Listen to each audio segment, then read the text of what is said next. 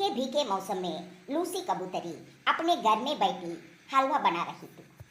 थोड़ी दूर बैठा लूसी का पति कबूतर बेसब्री से इंतजार कर रहा था। मिट्ठू तोता सुबह से ही बैठी खिड़की के पास खिड़की में बैठा बारिश को देखे जा रहा था। वो कभी कभी अपना पंख खिड़की से बाहर निकालकर बारिश में ठंडे ठंडे एंजॉय कर रहा है। मिट्ठू जी, अब बस भी करें, यहाँ आ गए आप। सुबह से खिड़की में ही बैठे हुई है। हरियाली, मुझे बारिश बहुत पसंद है।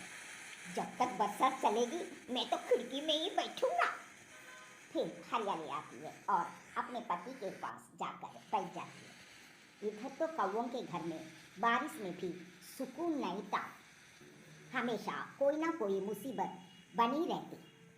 अब उनके घर की छत टपकने लगी थी। कालू जी, अगर ऐसे ही छत टपकती रही तो घर समुंदर बन जाएगा। और तुम मछली बनकर इसमें तैरने लगना है। आप बाहर निकलो और घर की छत को ठीक कर। गोरी, तुम्हें पता तो है मुझे पानी से बहुत डर लगता है। तुम जाते हो या?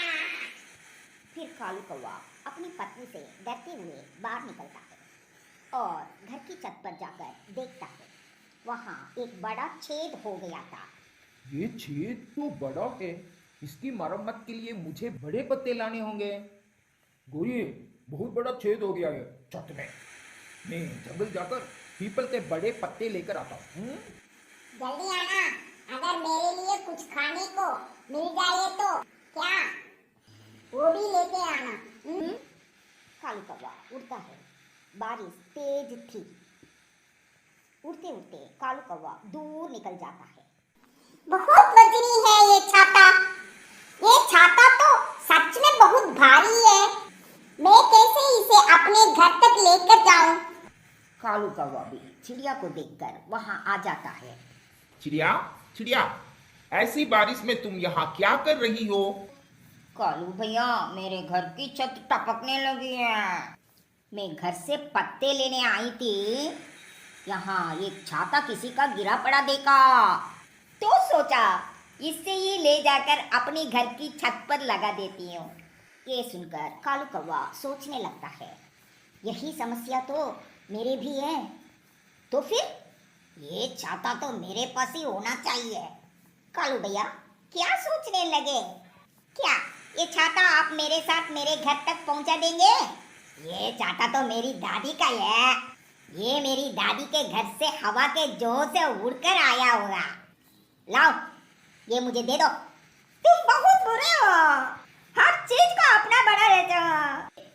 मगर ये छाता तुम्हें नहीं दूंगी, कमजोर चिड़िया। जो चीज मुझे पसंद आ जाए तो मैं किसी को नहीं देता।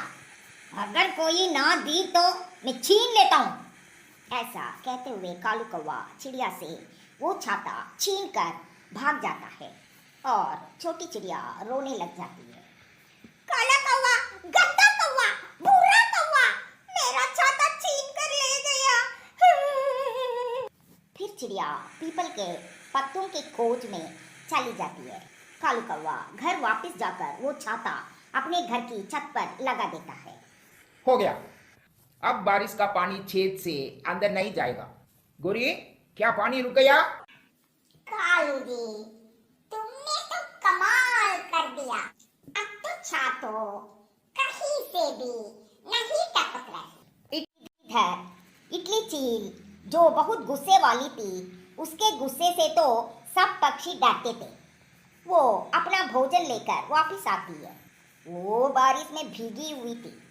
वो अपना भोजन घोंसले में रखती है। मेरा छाता, मेरा छाता कहाँ गया? किसने चुराया? किसी ने चुराया होगा मेरा छाता। हो, इटली चील वहां से उड़ती है। कालू जी, तुमने बहुत अच्छा किया जो चिड़िया से वो छाता छीन लिया।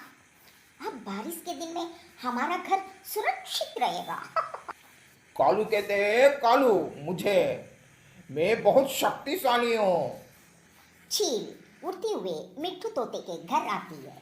मिट्ठू खिड़की में बैठा हुआ था। मिट्ठू, मिट्ठू, क्या तुमने मेरा छाता तो नहीं देखा? नो, नो, नहीं चील जी, मैंने नहीं देखा आपका छाता। चील आगे बढ़ती है। चील जी, आप ऐसी बारिश में यहाँ? मेरा छाता किसी ने चुरा लिया है चिड़िया। कहीं तुमने मेरा छाता तो नहीं देखा?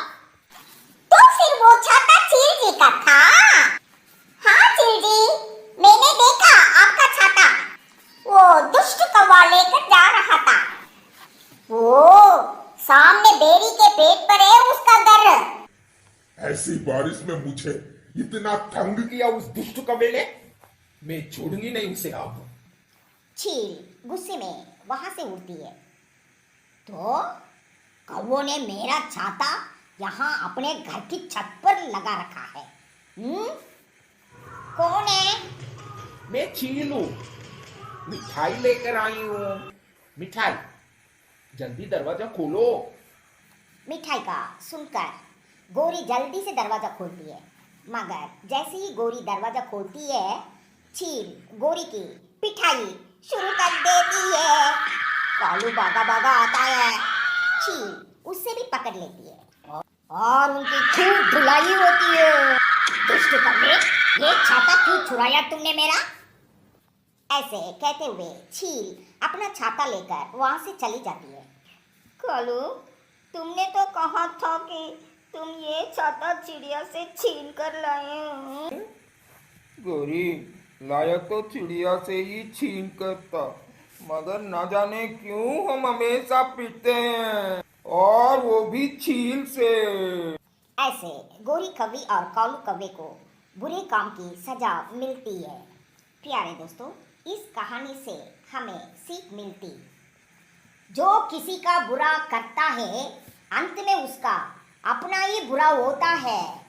Thank you.